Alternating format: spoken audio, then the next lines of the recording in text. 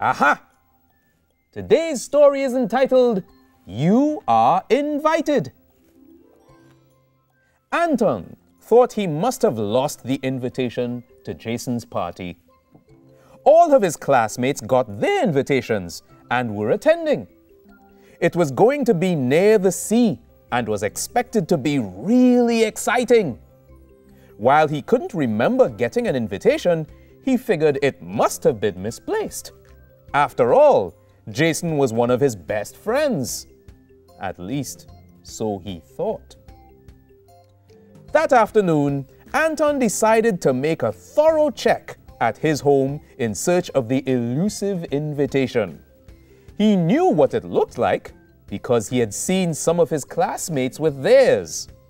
It featured a speedboat plowing through the water with the words, "Come make a splash at my 10th birthday party."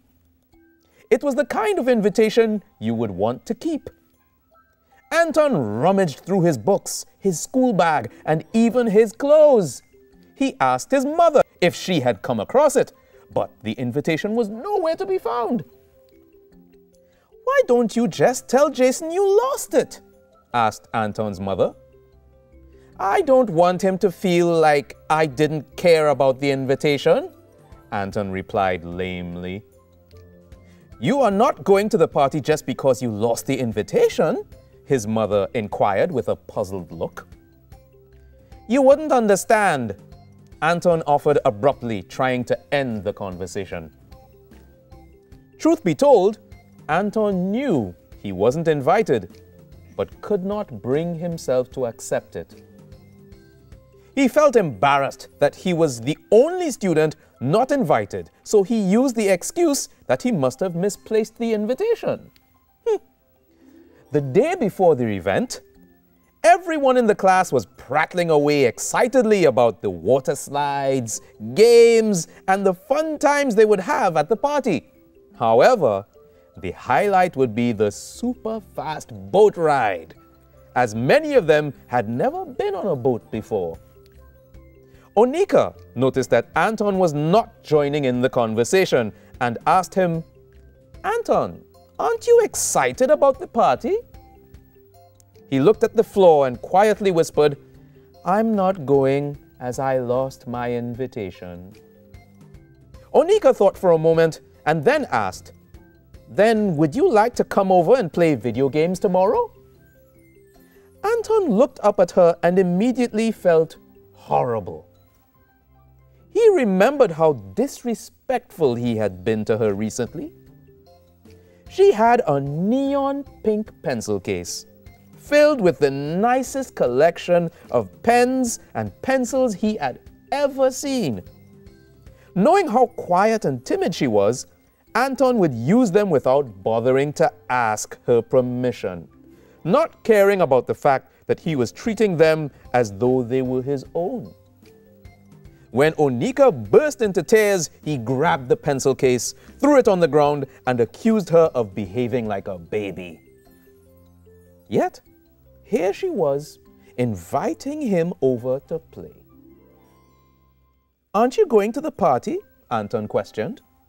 Onika responded, "I don't think it's right that you would be the only one not going." Anton felt terrible about himself.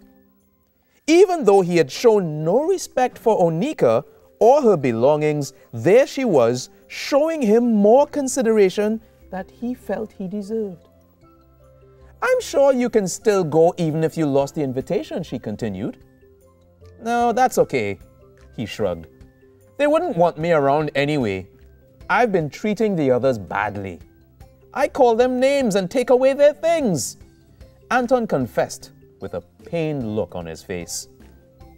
"Well, you have hurt my feelings many times, and the other students think you are mean. Remember what you said about the teacher last week, even though she is the friendliest teacher in the school?" asked Onika. "If you keep acting this way, no one would want to be your friend. Everyone is saying that you weren't always like this," lectured Onika. Anton's eyes welled up with tears. He slipped out of the classroom with Onika following him closely. He stopped suddenly, turned to her and moaned, "Since my father lost his job, everything has changed."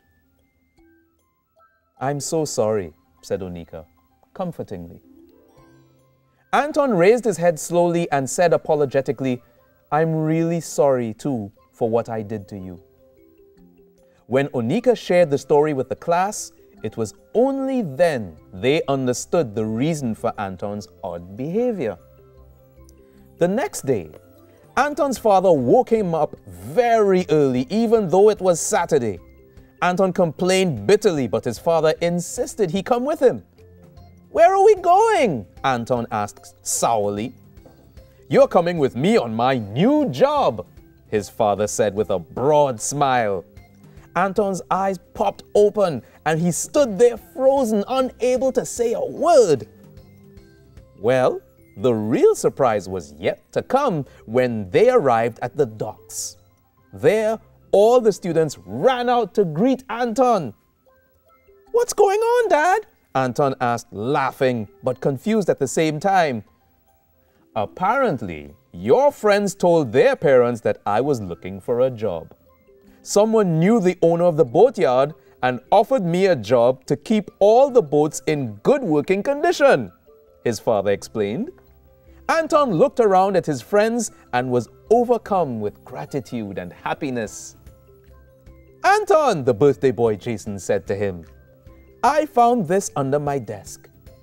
It must have slipped out when I thought I had already given it to you. I'm really sorry about that." Anton took the invitation from Jason with the biggest and brightest of smiles.